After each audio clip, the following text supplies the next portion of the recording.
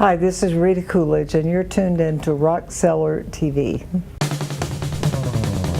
Rock Cellar TV, Rock Cellar TV, Rock Cellar TV, Rock Cellar TV, Rock Cellar TV, Rock Cellar TV. Well, this is your first new studio album of original material, forgetting the Christmas record, since 2005. Was this a growing need for you to do a record, or did the idea of doing a record come fairly recently where you felt that creative need? Well, I think the idea for this record I think the spark actually was the Graham Nash song when Graham sent me Doing Fine Without You about 3 years ago, and there was just something about that song that reminded me of some of my earlier albums, just kind of the rawness of the song and the way and the treatment of the song, and it kind of made me start thinking about what kind of record I wanted to make. And as it turns out, it was something that I wanted to accomplish, to kind of go back to the sound and the feel and the organic, just rootsy kind of stuff of my earlier records. What was the first song you cut for the record? Do you recall? It was You Can Fall in Love, a song that I wrote with Stan Lynch and Joe Hutto. And Stan Lynch, for people that know their rock history, was the longtime drummer for Tom Petty's band, and he grew into a great songwriter outside of that, working with Don Henley and people like that. You want to talk a bit about working with Stan? Well, Stan Lynch he's a delightful human being. He has the energy of a 12-year-old boy all the time, and just as funny as he can be, and he's just magical. Everything about Stan is just wonderful. Plus this beautiful studio that he built in Gainesville, Florida, or in Melrose, which is outside Gainesville, because that's where he grew up. The studio is just a work of art. He had just finished it when we went down to write with him, and it's just every detail in that studio is just beautiful. So it was such a pleasure to have that space around us and to walk outside and be in a pine forest, and it was wonderful. So the atmosphere was there, and I'd already chosen Please Grow Old with Me for the album when I went down to write. So, and I'm very familiar with Stan's work, obviously with Tom Petty, but especially songwriting with Don Henley. And Stan Lynch is very good friends with Ross Hogarth, who was my producer, so they were on the phone frequently when we were in the studio. So I felt like I knew him before I actually met him. But he's just delightful. Well, Safe in the Arms of Time is the name of the record. Is there a theme for this record, or is it something that developed over time where you felt, wow, this record has an underlying thread with time, about time? I think that it does have an underlying thread about time. It really tells a story.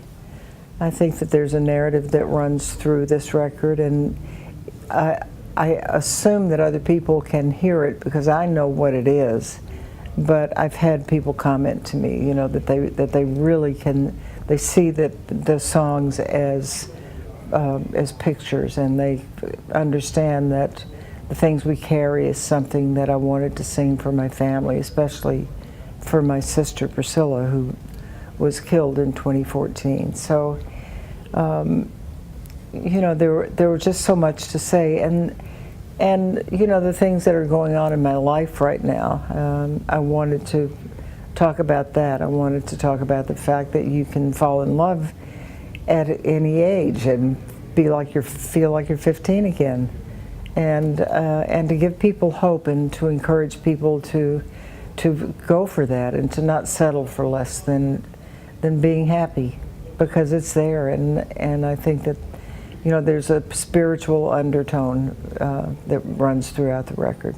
When you were starting out with music and pursuing it as a career, can you look back and say, this person was my real champion, this is the person, there was one specific person that really helped me get it, make quite a few steps ahead? Was there one person that was special for you in that way? Well, I think Bonnie Bramlett was such a good friend, and she still is a good friend, but when I started working with Delaney Bonnie, I met them in Memphis, Tennessee. After I graduated from Florida State, I went to Memphis because my family lived there. And Delaney Bonnie came in to finish their last commitment to Stax Records. And so I met Bonnie through Leon Russell and Don Nix and some people that were in Memphis working on this project.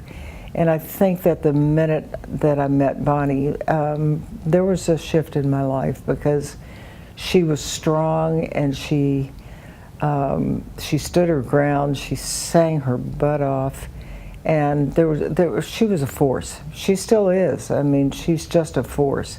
And as far as singers, I think Bonnie probably took me under her wing and said, "You're coming on the road with us. Come to California. We want you on our new Elektra record." And in the course of making that record with them, I met David Anderle, who produced that record, their first Elektra record. And at the end of those sessions, David Anderle said, "When you do your first album, I want to produce it." So both of those things kind of happened hand in hand. I met Bonnie, and then through Bonnie and Delaney, I met David Anderle, who went on to produce 10 albums on A&M with me. Yeah. Well, let's get back to the new record. And I wanted to ask you about the track that Graham and Russ Kunkel, another old friend of yours, contributed. Before I heard it, I was expecting this beautiful, bucolic acoustic song, and it rocks. It's very unlike what you would expect, perhaps, what Graham would write. Well, I think that's when you put Russ Kunkel in, mix Russ Kunkel in the formula, there you have it, because he's one of the great drummers in Los Angeles and has been for decades, and he's still just amazing. So I think that Graham probably recognized something, maybe to get out of his box of predictable kinds of songs, that. And he and Russell are good friends. I think he probably reached out to Russell and said, "Let's write some songs." Yeah. But it knocked my socks off. Looking back to the way you made records, back in the 70s and then throughout, going into a record like this, are you thinking much differently? Because, a lot of artists, when they're starting out especially, are focused on, I got to get some hits. I have to be able to keep moving. Is it a different experience for you going into the studio knowing that you have that legacy, and not that you wouldn't want to have records that were hits, but that you can work from a more purely artistic sense? It's different in almost every way, except that Bob Glaub, who played bass on the record, played with me back in the day, and has played on records before. But just the fact that I'm mature and I appreciate the opportunity to be in the studio, and the time that Ross and I took from the time we met was over 2 years. So it was, it was something that we really dug into and took our time until we found the right songs or got the right songs written. And I think in the past, there were times when I was in my 20s and 30s that I would go in the studio and we wouldn't even know what we were going to record that day. Sometimes we'd sit down and write something, or we'd say, "Oh, what about do like some Albert King song? Let's do that. Let's think about that." So it was not this kind of careful, calculated planning that we did, right down to who we wanted, to play solos and overdubs and bring in to be part of the record. That used to be what I would call a definite whatever, being in the studio a lot when I was younger. And studio time, would just have the studio locked down for a week or 2 or 3 or a month at a time. And we did these tracks in 12 tracks in 5 days for this album because everything was planned. We had the charts were done, we had the keys done, we had the songs, arrangements, everything were ready to go. And you nailed your vocals quickly too? No, Ross worked my butt off on those vocals, and there's no auto-tuning, but there were hours in the studio. I would go into the studio and he would say, "Okay, let's get you warmed up." I would sing the song 20 times before he would roll tape. So it was brutal. There were so many days that I just wanted to just pick up my stuff and leave. As a matter of fact, I would go back to the hotel and I'd go, I can't do this. I don't know if Ross knows that, so don't let him see any of this, okay? But the end result, does it exceed your expectations vocally? Absolutely, it's my favorite thing that I've ever done in my life.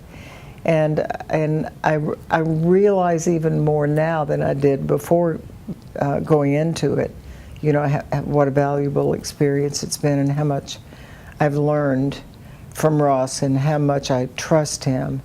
And I would go in the studio with him in a heartbeat. I would advise anybody to. And there were times in the studio that I would feel like he was just being so hard on the musicians, you know, but he knows what he wants, and he gets it. Well, and that's why this record sparkles. You're a musical survivor. You've lasted through many decades where a lot of people have fallen by the wayside. Are there any pearls of wisdom that you've learned through the years that you wish you knew when you started out that might have put you a step ahead? No. You know, I think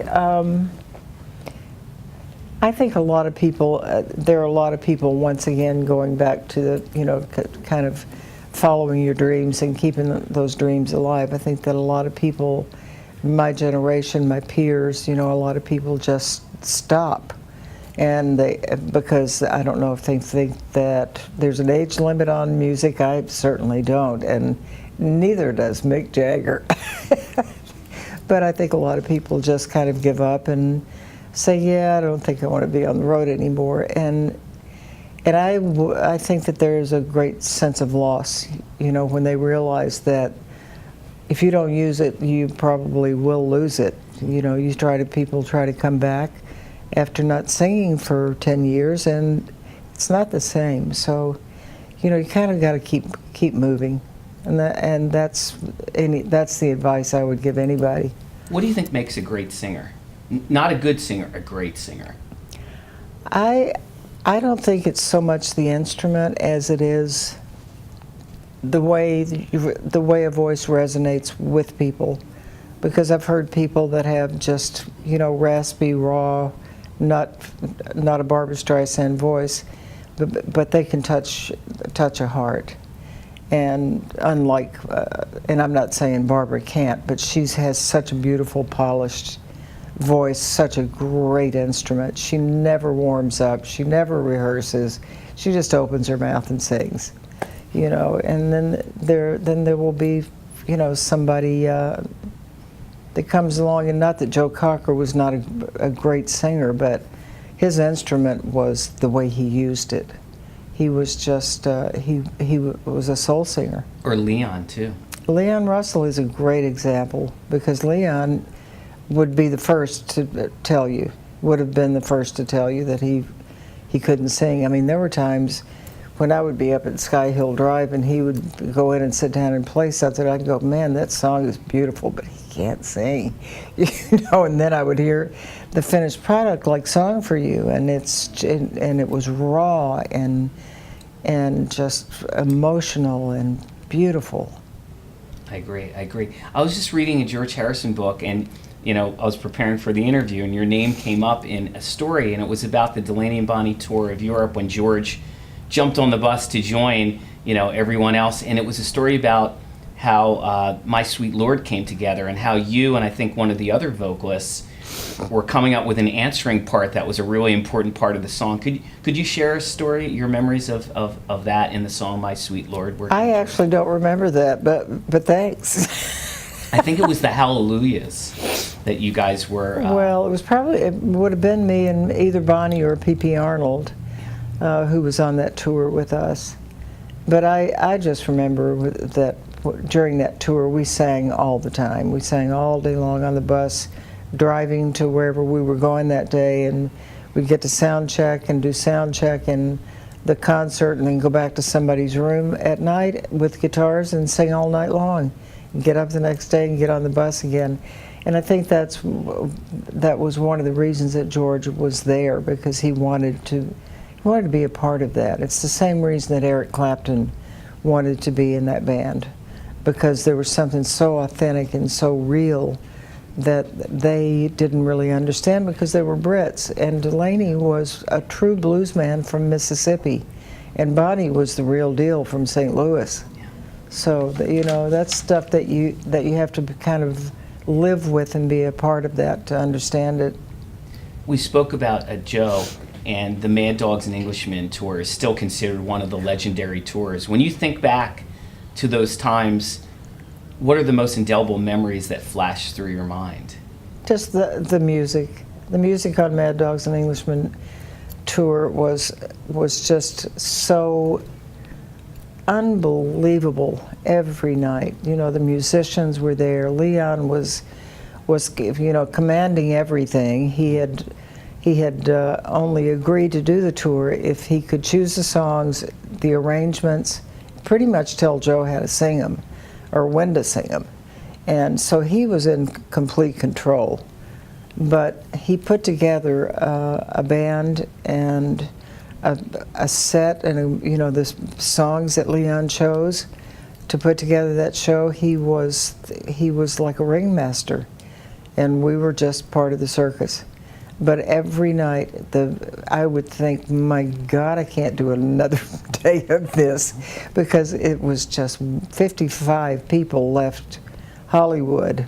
I mean, we left on a bus, went to the airport, and got on the Cocker Power plane, and from then on, it was just sheer insanity the whole time. And there were so many times that I would sit with Joe on the plane at night, and I would just say, Joe, I can't do this anymore.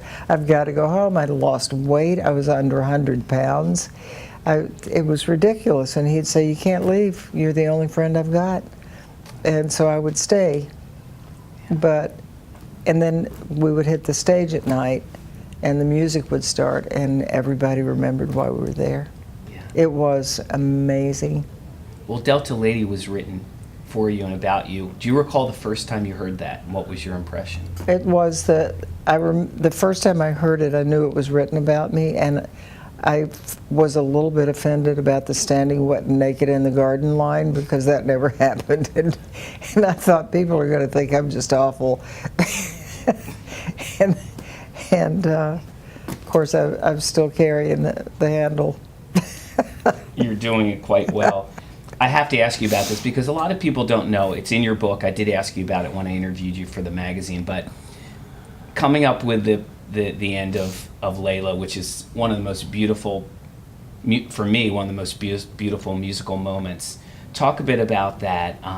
And you were working on that was part of another song, right? It was another song. It was actually a song called Time, Don't Let the World Get in Our Way, and it was a song that I'd written with Jim Gordon.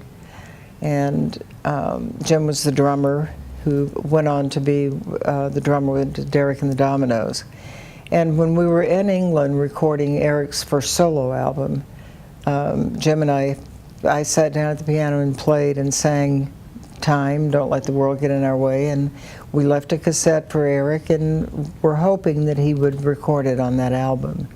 But of course he didn't, and I thought it would probably have just gone by the wayside. Priscilla, my sister Priscilla and Booker T recorded it on one of their albums. But I was in the studio at A&M having photographs made, and all of a sudden I hear the music on the PA coming over, and I'm going, I know this music. I know this, and all of a sudden it just, I recognized it as my music. And so I finished the session and raced down to Tower Records to get Eric's record to see if I had writer's credit, and of course I didn't, because Jim Gordon and Eric had writer's credit. So. But you set the record straight, and now people are going to know this. It's such a beautiful part too. Did you sense it was a special part, or did you sense the song itself was special? Well, I had that piano line for a long time, and the melody that went with it. But I would sit at the piano for, I'd been playing that for weeks, and so it was something that stayed with me, because often, I'll sit down and play something, and the next day it's gone, and then I'll go to something else. But that was something that really felt like it was going to go somewhere. It went somewhere. And it did, didn't it? It did. It did around the world. You landed your first #1 record on the Billboard AC charts with "We're All Alone," written by Boz Scaggs. I wanted to see if you could talk a bit about that moment and cutting that song by Boz. Well, when I recorded "We're All Alone," Jerry Moss had called me in the office when we were choosing songs for Any Time, Anywhere. And Jerry said, "Come into my office, I want to talk to you about something." And he said, I sat down and he said, I think you probably have Silk Degrees, Boz's album. And he said, it's done over 1 million copies now. So 1 million people have this record in their homes.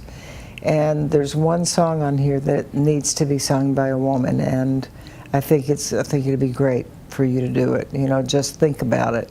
And he played it and I went, sure. Because everybody wanted to make the boss happy. But I think when we got in the studio and started recording that, it was pretty magical. David Anderle was just the greatest producer, and the way David I would do like double my vocal, and then he would just put that way behind. You could barely hear it. And it just gave it kind of an eerie effect and kind of a romantic vibe to the song. Tell me about the Dylan session.